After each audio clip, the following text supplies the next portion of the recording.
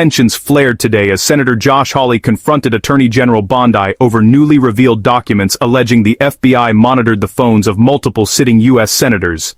The hearing became heated when Senator Hawley pointed to records suggesting that his phone and the phones of several Republican senators, including Lindsey Graham and Marsha Blackburn, had been tapped during the previous administration. Hawley accused the Biden administration of targeting political opponents, calling it an unprecedented breach of constitutional norms. Frost, the second document is a list of Republican groups and people that Arctic Frost targeted, including Charlie Kirk's group, Turning Point USA. These documents show the political weaponization of the Biden administration against Republicans. Senator Hawley. Thank you very much, Mr. Chairman. Attorney General Bondi, good to see you. Welcome. I've been listening closely in this hearing, and I've heard over and over from my Democrat colleagues concerns about targeting political enemies, and they've accused you of all manner of things and the current president. I've also heard them said, and I just wrote it down because I wanted to be sure I heard it correctly. I've heard them say that Joe Biden never targeted his political enemies. Joe Biden never directed his attorney general to target his political opponents. That's interesting, because I could have sworn that yesterday we learned that the FBI tapped my phone. Let's look at it. We've got a list. Tapped my phone, tapped Lindsey Graham's phone, tapped Marsha Blackburn's phone, tapped 5 other phones of United States senators. Gee, it sure looks like targeting political opponents to me, and yet I haven't heard a word from that side of the dais about any concern whatsoever. We've got nothing but concerns today, but no concern at all for a Justice Department that is tapping the phones of sitting United States senators because who knows why. They don't like them. They're members of the opposition party. They're Republicans. They're conservatives. You've seen this document, Attorney General Bondi. Well, what was going on here? Who ordered this? Who ordered the tapping of the phones of United States senators? Senator Hawley, I cannot discuss the details of that right now for very good reason. You're going to do a thorough investigation into this, I trust. Is that correct? We will be looking at all aspects of this, and I have talked to Director Patel at length about this. And you're going to figure out who was involved in this, who signed off on it, who knew about it. You're going to get to the bottom of all of it. Is it correct? Yes, and I've spoken to Director Patel about it, and he is committed to doing this. Well, I can tell you, we already know many of the details. We already know that this was ordered by the Special Prosecutor Jack Smith, who reported directly to the Attorney General of the United States, Merrick Garland. And we know that Jack Smith was on his witch hunt because he was directed to do so by the President of the United States, Joe Biden. Let's just remember. Let's take a walk down memory lane. April 2nd, 2022, the New York Times. Garland faces growing pressure. The Times says as recently as late last year, that would have been 2021, Mr. Biden confided to his inner circle he believed former President Trump was a threat to democracy and should be prosecuted. It goes on to say that Biden was frustrated with Garland and wanted him to take decisive action against Trump. Here's what we're talking about. Trump, of course, was a private citizen at the time. So he appoints his own hitman, Jack Smith, who goes after the president, former president, who goes after members of this body. You know, the thing about it, though, that really strikes me is that it didn't stop with members of the United States Senate. Did it, Attorney General Bondi? It didn't stop here at all. I mean, just as egregious, maybe more so than tapping the phones of U.S. senators, is this memo that I know you've seen before. Let's just look at it again. This is an FBI memo from the same time period, I might add, from the same time period, in which the Federal Bureau of Investigation attempts to recruit informants into Catholic parishes in this country. So here you have an administration that is activating the FBI against its political opponents and tapping the phones of United States senators. Can I just say that again for my colleagues, for the benefit of my colleagues on the other side of the dais? Tapping the phones of United States senators. This isn't hypothetical.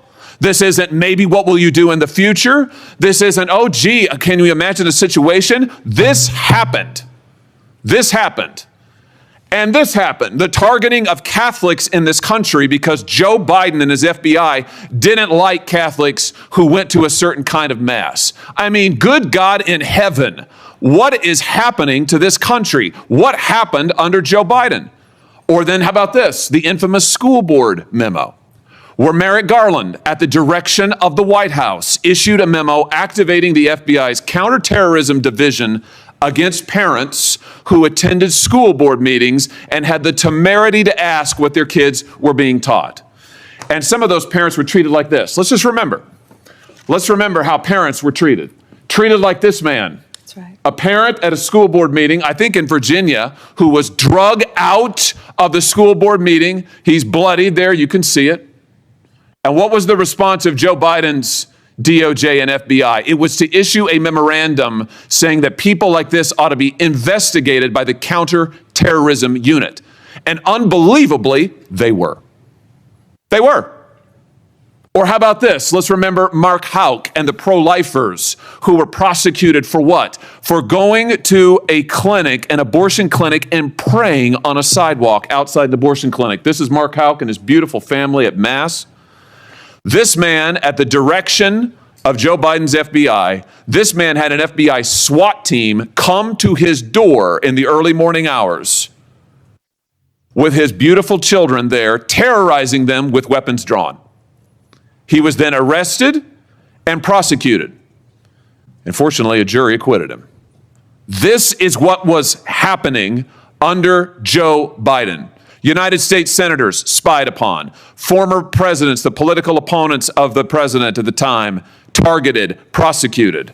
Pro-lifers, targeted, prosecuted. Catholics, targeted, prosecuted. 92 conservative organizations put under surveillance, targeted for potential prosecution.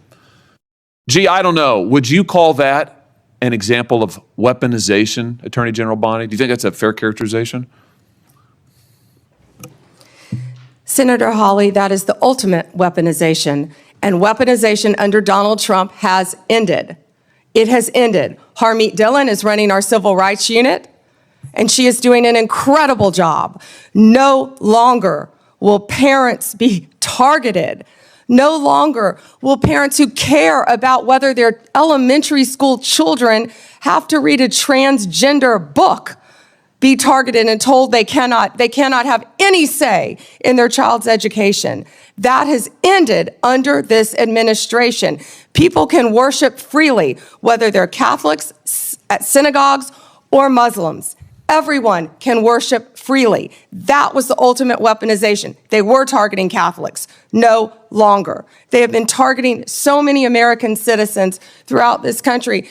And Senator Hawley, you have been a champion of this, and thank you for being a champion of that. But under Donald Trump's watch, it has ended. You know, I think about some of the abuses of power in this country's history, and there's been sadly a lot of them by members of the executive branch over the years, whether it's Watergate, whether it's what J. Edgar Hoover did in his time at the FBI, spying on many public figures, RFK, MLK, JFK, you name it. And I just have to say, what we now know happened in the last 4 years under this administration surpasses all of that.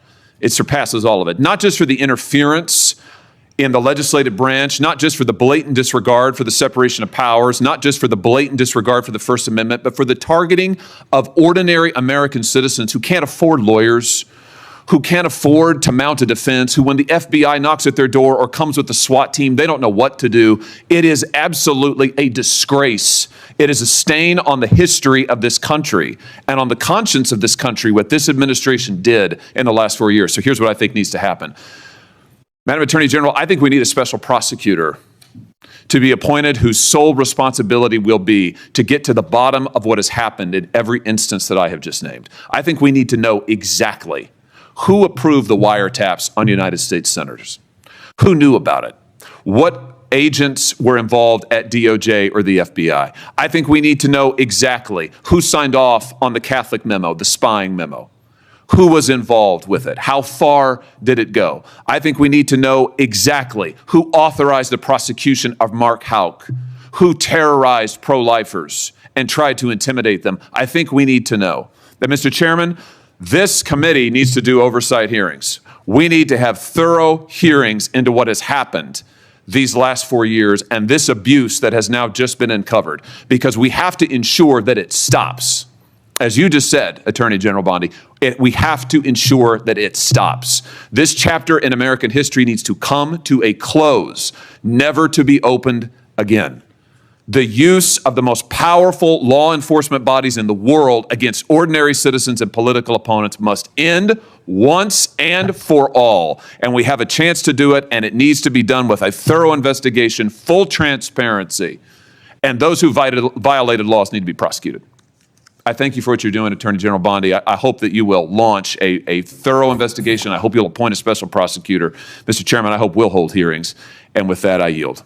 Yeah. Before I call on Blumenthal, I want to, without objection, introduce into the record a document that General Bondi helped to declassify. The document is Array FBI analysis. Attorney General Bondi declined to discuss specifics but confirmed the Justice Department is conducting a full investigation. She said she has spoken extensively with FBI Director Patel, who she says is committed to uncovering every detail, including who requested, approved, and executed the surveillance. Hawley cited reporting from 2022 that described President Biden privately pressuring the Justice Department to take action against former President Donald Trump. The senator argued these accounts demonstrate political influence behind the investigations, asserting that special counsel Jack Smith acted as a hitman for the administration.